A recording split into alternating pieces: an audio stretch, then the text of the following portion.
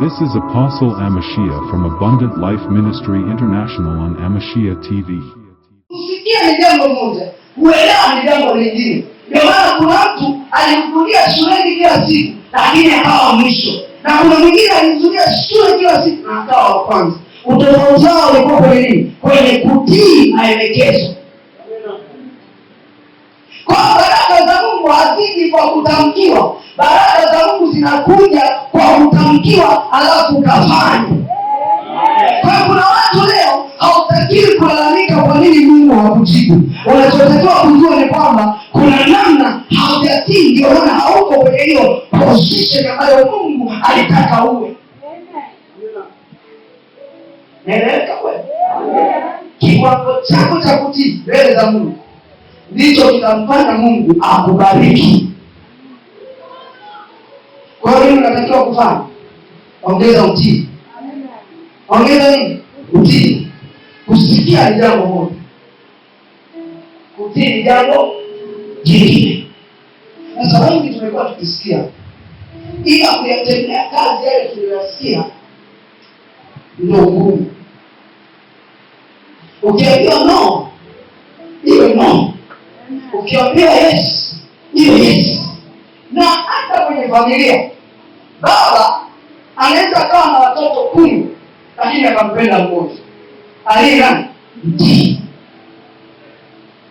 Baba waini na watoto wote machungaji, kama ni mchungaji, kuna mtoto ambaye mara zote atakuwa anaambatana naye.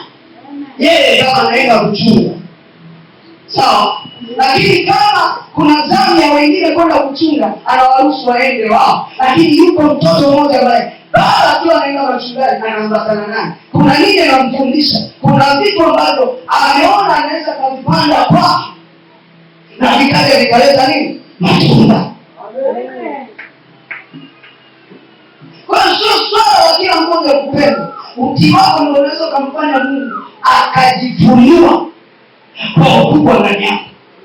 Mungu hajifunui kwa kila mtu. Mungu anajifunua kwa wanaomtii. Umenyamaza hujasema amen. Mungu anajifunua kwa wanaomtii. Wewe ninakwambia na ninakuelekeza kuanzia leo, acha tu kusikia. Jifunze kufuata kile ulichokisikia. Amen. Halo? Ukiambiwa hii njia usipite, alafu ukapita, ikikupata jambo ni makosa ya aliyekwambia usipite au ni makosa yako? Ni makosa yako ama sio makosa yako? Sio. Ukiambiwa mpite uchi ya dai alafu ukaacha kuuficha.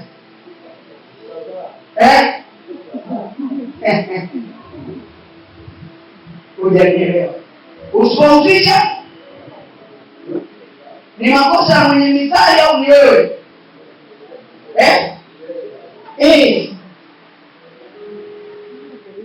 Angalia sasa. Mstari wa 2 anasema baraka hizi zote zitakujilia usikiapo sauti ya Bwana Mungu wako, utabarikiwa mjini. Ungeukie mwenzako aliyeko mjini. Hapa ni mjini au ni kijijini? Hapa ni mjini au kijijini? Muulize umebarikiwa. Muulize tena umebarikiwa? Kwa nini hajabarikiwa? Haiko mjini. Level ya utii. Lakini kuna mtu yuko mjini hapa na amefanya nini? Amebarikiwa, ametiwa kwa kiungu. Hii sio issue ya Mungu tu, Mungu wa mbinguni. Kuna mwingine ni mtii kwa miungu ya kwao. Akiambiwa alete mbuzi anapeleka, sio? Bila kuhoji. Kwa hiyo miungu ya kwao lazima inalazimika kufanya nini? Kumbariki huyo mtu.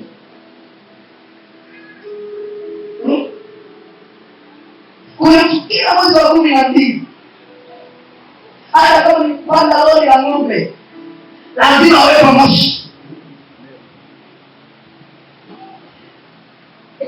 Hata kama anaenda tu tafuta kuni na wengine wameleta mazao, lakini yeye ni tafuta kuni, ile lengo ya utii. Kuna namna wanaweza wakasema huyu naishi mwingine.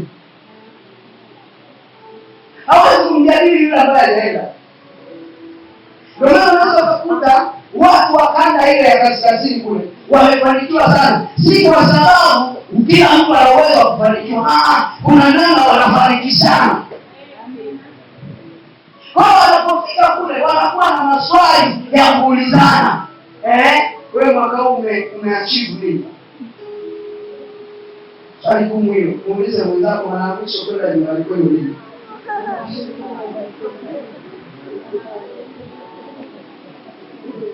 Kuna mtu kwao hajaua lakini bado haendi. Unasikia? Kuna mtu hajaua kwao lakini hata kwao haendi. Ushakujua kusikia huo msemo? Mwanamke akipigwa anasema kwani sijaua. Kwamba ana uwezo wa kufanya nini? Kurudi. Lakini hujaua na kwani uendi.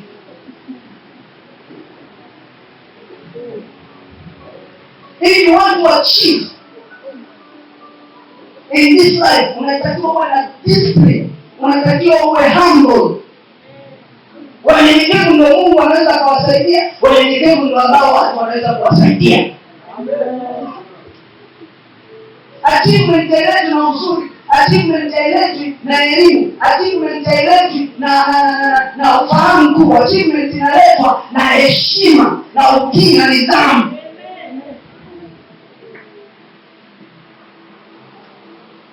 Mtu anapandishwa vyeo kila siku. Mtu kila siku anapandishwa madaraka. Si kwa sababu ni msomi, ana mtindo sawa. Akiambiwa chochote haoji. Anafanya nini? Anaenda.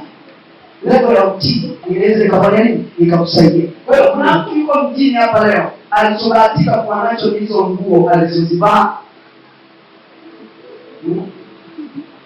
Hilo wigi la shilingi 50.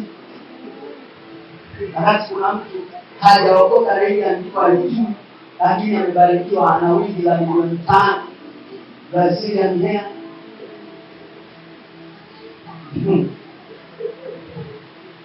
Umevaa wigi hata kama ni manyoya ya ng'ombe upo tu. This is Apostle Amashia from Abundant Life Ministry International on Amashia TV.